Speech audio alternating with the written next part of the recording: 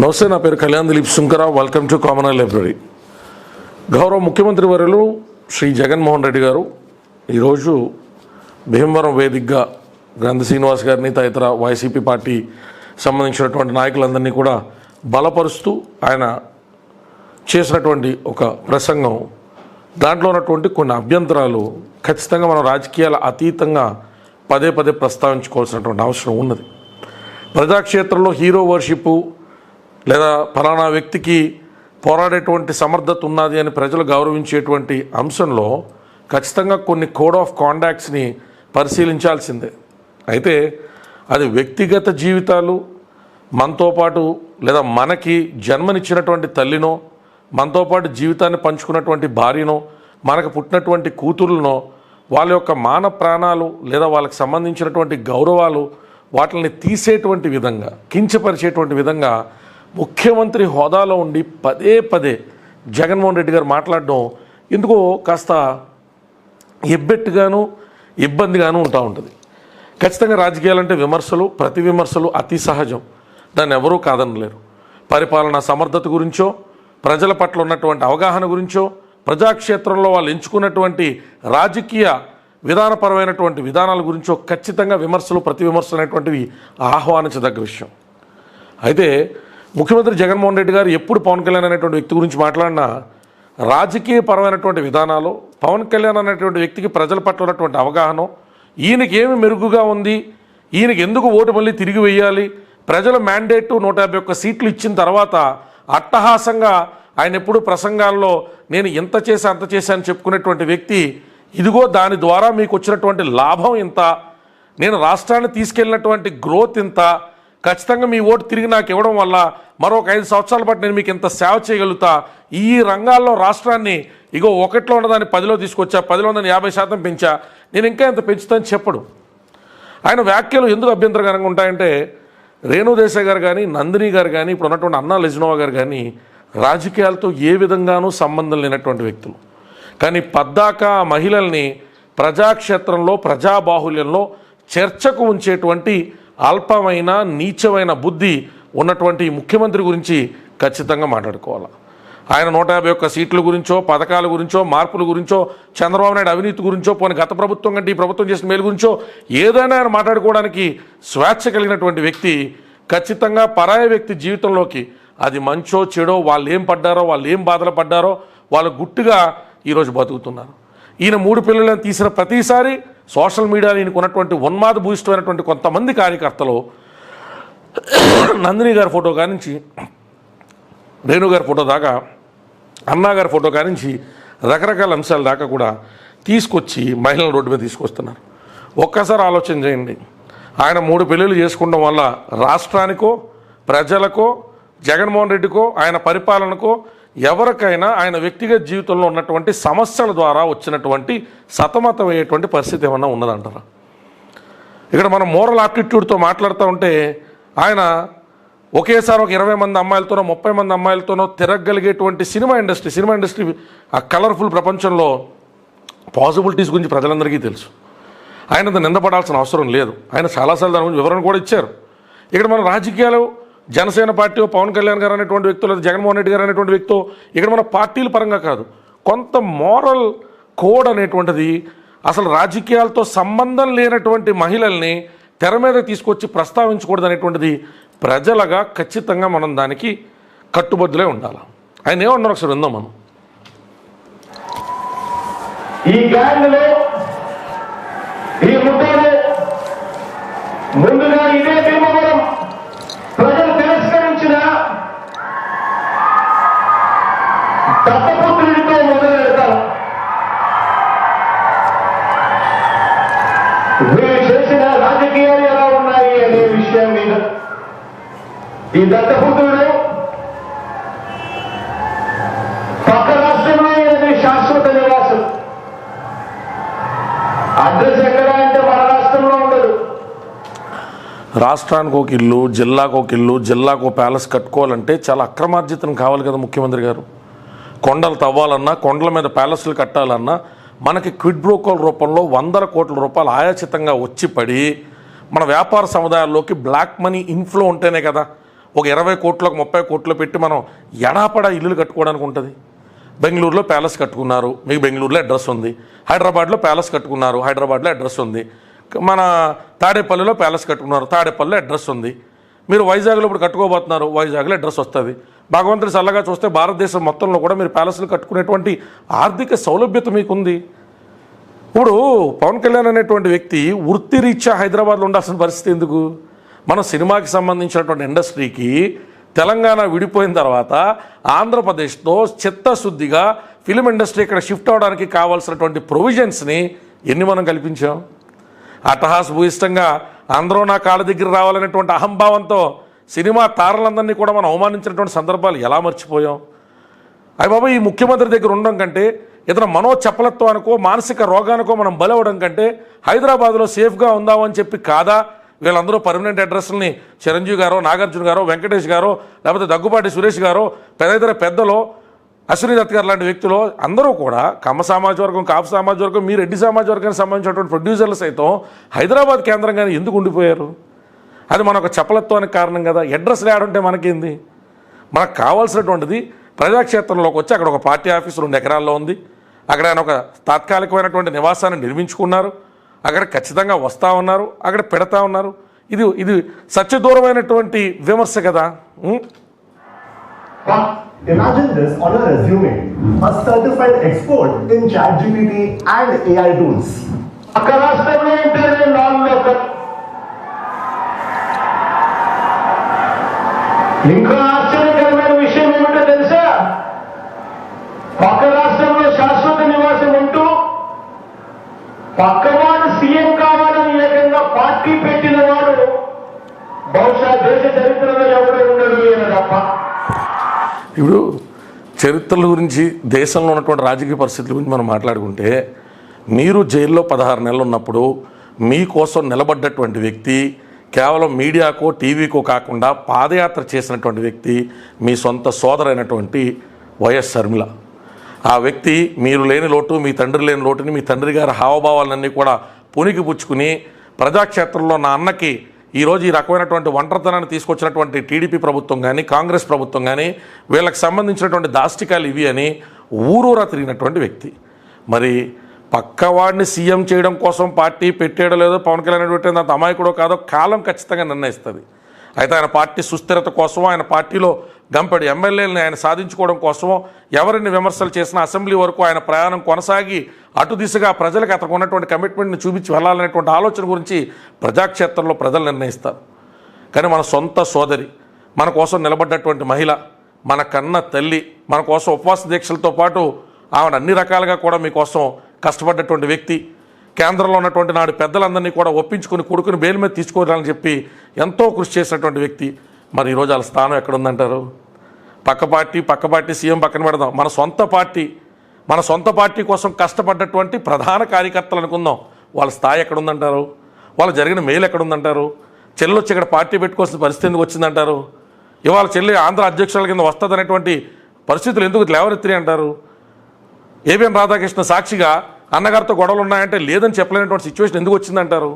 కుటుంబ వ్యవహారాలు మనం మాట్లాడట్లా, రాజకీయాలతో సంబంధం లేని మహిళల గురించి మాట్లాడట్లా.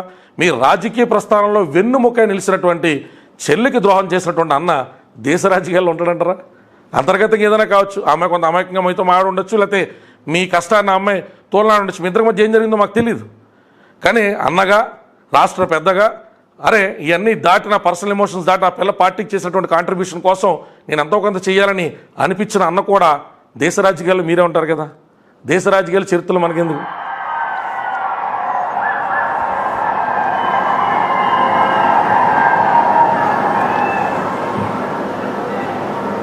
ఈ మనిషి బాబు ముఖ్యమంత్రి అయితే చాలు, అవే నాకు 100 కోట్లు అని బాబు కోసమే తన జీవితం అని అందుకు అంగీకరించిన వారిని తన పార్టీలో కూడా ఉండకూడదు అని, ఈ విషయంలో వేరే అభిప్రాయం కూడా ఉండదు అని, తన పార్టీ నుంచి వాళ్ళు వెళ్ళిపోవచ్చు కావాలంటే అని చెప్పి కూడా తన సభల్లో ఉపన్యాసాలు ఇచ్చే వాడిని బహుశా ఎవరిని మనం చూసుంటాం. నిజంగా ఈ విషయంలో పవన్ కళ్యాణ్ అనేటువంటి వ్యక్తి మీ దగ్గర నుంచి ఆ లౌక్యాన్ని నేర్చుకోవాలి. మీ మాట మీ హుకుం కుదరపోతే రఘురామకృష్ణరాజు లాంటి వ్యక్తిని లోపల పెట్టి కొట్టించగలిగినటువంటి సమర్థులైన మీరు తన మాట నెగ్గకపోతే, తన పార్టీలో డిక్టేటర్షిప్ అనేటువంటిది జరగకపోతే ఏ స్థాయికి వెళ్ళగలుగుతారు అనేటువంటిది ముఖం మీద చిక్కటి చిరునవ్వు చెందకుండా, చెరగకుండా, నీట్గా ప్లెయిన్గా బ్లాంక్ ఫేస్తో ఎట్లా క్రైమ్ చేయాలనేటువంటిది తెలిసి ఉండాల్సింది. మనకు అడ్డొస్తే బాబాయ్ అయినా, మనకు అడ్డొస్తే మన సొంత పార్టీ బీఫామే గెలిచినటువంటి ఎంపీ అయినా, అంత గట్టిగా మాడితే మనకు వెన్నుమొగ్గ నిలిచినటువంటి మన తోబుట్టు అయినా మనం వాళ్ళని ఎట్లా కట్టేలు చేయాలి అనేటువంటి లౌక్యాన్ని ఖచ్చితంగా పవన్ కళ్యాణ్ గారు మీ దగ్గర నేర్చుకోవాలా. బహిరంగ సభలో నిజంగానే అరే పార్టీ అనేటువంటిది ఒక డెకారంలో మూవ్ అవ్వాలా, నా అభిప్రాయాన్ని వ్యతిరేకిస్తే కనుక పార్టీకి ద్రోహం చేసిన వాళ్ళు అవుతారని శుతిమెత్తంగా చెప్పాల్సిన దాన్ని సొంత పార్టీ కార్యకర్తల మీద ఆయన కొంత ఎమోషనల్గా చెప్పడం అనేటువంటిది మీరు ఆయుధంగా మార్చుకోవడంలో తప్పు లేదు. మీ దగ్గర నుంచి ఈ విషయంలో మాత్రం ఖచ్చితంగా పవన్ కళ్యాణ్ అనేటువంటి వ్యక్తి తడిగుడ్డతో గొంతెలా కొయ్యాలా, ముఖం మీద కవలికలు మారకుండా నవ్వు అనేటువంటిది చిందిస్తూ శవరాజకీయాలు అలా చేయాలనేటువంటిది మాత్రం ఒకంత మీద పరిశీలించాలి. ఆయన ఎప్పుడైనా అవకాశం ఉంటే ఖచ్చితంగానే చెప్తాను. సో ఒకసారి జగన్మోహన్ రెడ్డి గారిని ఈ విషయంలో మాత్రం కొంత మీ ఆత్మాభిమానానికి వ్యతిరేకంగా అయినా సరే అనుసరించే ప్రయత్నం చేయండి, లేకపోతే పాపం చాలా బాధపడుతున్నాడు అని చెప్పి. తప్ప ఈ దత్తపుత్రుడికి ఆ బాబు పొద్దులో ఎన్ని సీట్లు ఇచ్చినా ఓకే, ఏ సీటు ఇవ్వకపోయినా ఓకే.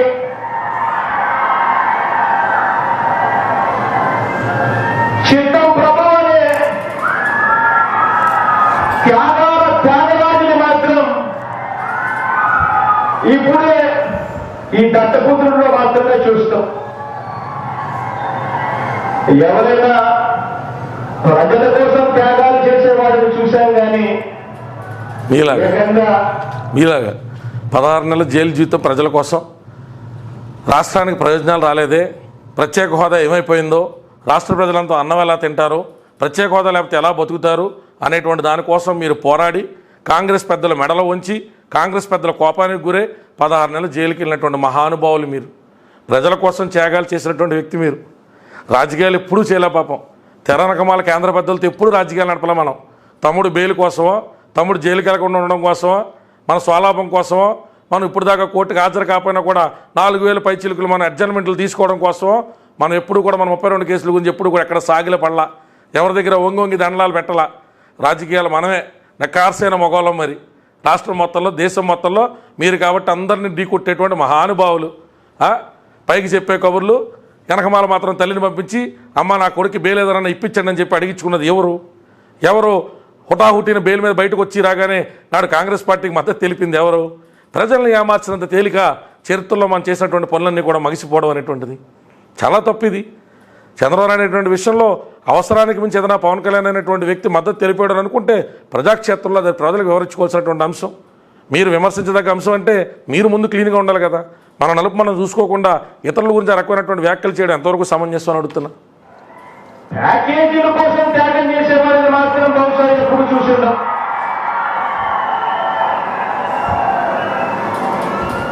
ప్యాకేజీల కోసం తన వారిని త్యాగాలు చేసే ఈ త్యాగరాజుని మాత్రమే చూసిందాం. మరో విచిత్రం కూడా చెప్పాలి. మరో విచిత్రం ఏమిటంటే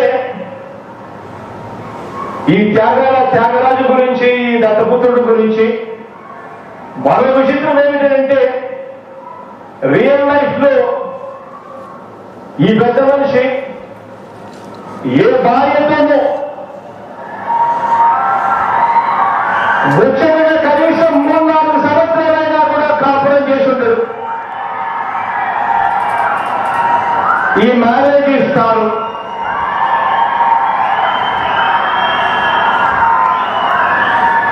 ఆడవాళ్ళను కేవలం ఆట వస్తువులుగా మాత్రమే చూస్తూ పెళ్లి అనే ఒక పవిత్ర వ్యవస్థను, పెళ్లి అనే Do you have the courage to make 8 lakhs a month, which is 1 crore a year? See, ఒక పవిత్ర సాంప్రదాయాన్ని మంటగలుగుతూ 4 ఏళ్ళకోసారి పెళ్లి చేసుకోవడం, మళ్ళీ విడాకులు ఇచ్చేసేయడం, మళ్ళీ పెళ్లి చేసుకోవడం, మళ్ళీ విడాకులు ఇచ్చేసేయడం. తప్పు. ఇట్లాంటి మాటలు మాట్లాడడం వల్ల మీ స్థాయి మరింత పలసనగా దిగజారుతుంది. గౌరవ ముఖ్యమంత్రి గారు జగన్మోహన్ రెడ్డి గారు ఇంట్లో షర్మిల గారికి 2వ పెళ్లి జరగడాన్ని ఆవిడ జీవితంలో వచ్చినటువంటి ఒక ఒడుదుడికిగా అర్థం చేసుకునేటువంటి సమర్థత, ఆ ఇంగిత జ్ఞానం మాబోటి వరకు ఉంటుంది. అలాగే మీ తాతగారికో, మీ తాతగారి తండ్రి గారికో ప్రజల్లో చర్చకున్నటువంటి మేరకు, ప్రతిపక్షాలు చేస్తున్న విమర్శ మేరకు కూడా అధికారికమైనటువంటి భార్య కానటువంటి 2వ భార్య సంతానం నుంచే మీ నాన్నగారు మీరు ఉద్భవించారనేటువంటి విమర్శలు ఏ మేరకు నిజమో కూడా మాకు తెలియదు. కానీ అట్లాంటి వ్యాఖ్యలు చేసి కూడా చనిపోయినటువంటి ఆ తల్లి పురుట్నొప్పులు, ప్రసవ వేదన పడుతూ ఆ భర్తకి భార్యగా ఇల్లాలుగా ఉంటూ మీ తండ్రి గారికో లేకపోతే మీ తాతగారికో జన్మనిచ్చినటువంటి వ్యక్తి గురించి మీ కుసంస్కారం కోసం మేము తీసుకొచ్చి మాట్లాడదలుచుకోవాలా? ఎవరో కావాలని మారు మనవులో 4 పెళ్ళిళ్ళు 5 పెళ్ళిళ్ళు చేసుకోని ఎవరు అనుకోరు. అట్లా అనుకున్న వారి సమర్థత రీత్యా దేశంలో చాలా సాంప్రదాయాల రీత్యా చెల్లుబాటు అవుతున్నటువంటి ప్రజాప్రతినిధులు సైతం ఉన్నారు. ఇక్కడ మనం మాట్లాడుకోవాల్సినటువంటి అంశం వల్ల ఏ మహిళకైనా అతని ద్వారా అన్యాయం జరిగిందని మీ వద్దకో, మీ మద్దతుదారుల వద్దకో, ప్రజాక్షేత్రంలోనో ప్రజాబాహుల్యంలోనో వచ్చి చెప్తే ఆ అన్యాయానికి సంబంధించి మీరు ఖచ్చితంగా ప్రజాప్రతినిధి కాబట్టి దాని గురించి విమర్శ చేయండి. అది మానేసి ఈ రకమైనటువంటి చర్యలు, పద్దాగా ఆడవాళ్ళని తీసుకొచ్చేటువంటి ప్రయత్నాలు, పవన్ కళ్యాణ్ అనేటువంటి వ్యక్తికి స్టెబిలిటీ లేదని చూపించాలనుకునేటువంటి మీ ఆక్రోశం, మీ అక్కస్తో అరే ఎప్పుడో ఎగిరిపోద్ది అనుకునేటువంటి పార్టీ నిండుగా 10 సంవత్సరాలు కంప్లీట్ చేసుకుని ఒక ఎన్నికకి మద్దతుగాను, ఒక ఎన్నికకు పోటీగాను, ఈ ఎన్నికకి మళ్ళీ పొత్తుతోనూ వస్తుంది అనేటువంటి ఆ కక్షతో, కార్పణ్యంతో ఏం మాట్లాడాలో తెలియక విచక్షణ జ్ఞానం కోల్పోయి అసలు రాజకీయాలతో సంబంధం లేనటువంటి మహిళల్ని తెర మీదకి తీసుకొచ్చి మాట్లాడేటువంటి మీ కుసంస్కారాన్ని ప్రజలు గమనిస్తారు. మహిళలను ఆట వస్తువులుగా, ఆట బొమ్మల్లా చూసేది, రాజకీయపరమైనటువంటి వస్తువులుగా ప్రజల ముందు చూపించేది కేవలం మీకున్నటువంటి అల్పమైన బుద్ధి మాత్రమే. దయచేసి రాజకీయాలను హుందాతనంగా చేసేటువంటి ప్రయత్నం చేయండి.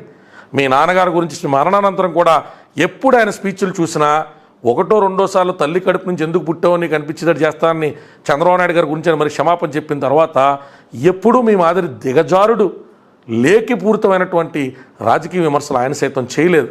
కనీసం మీ నాన్నగారి పాత వీడియోలైనా సాక్షి దగ్గర ఉంటాయి కాబట్టి అవైనా చూసుకుని కాస్త ఇంగిత జ్ఞానంతో రాజకీయ విమర్శలు చేస్తూ, కాస్త ఇంగిత జ్ఞానంతో మీరు చేసిన పనులకి మీరు కన్ఫైన్ అవుతూ మీరు ఓటు అడగాలని చెప్పి మనస్ఫూర్తిగా ఆంధ్రప్రదేశ్ పౌరుడిగా కోరుకుంటూ, తెలంగాణలో స్థిర నివాసం ఉన్నటువంటి వ్యక్తిగా, ఆంధ్రాలో సైతం నా తల్లిదండ్రులు స్థిర నివాసం ఉన్నటువంటి వ్యక్తిగా నేను మీకు విన్నవించుకుంటూ సెలవు తీసుకుంటున్నానండి. జై భీమ్, జై భారత్.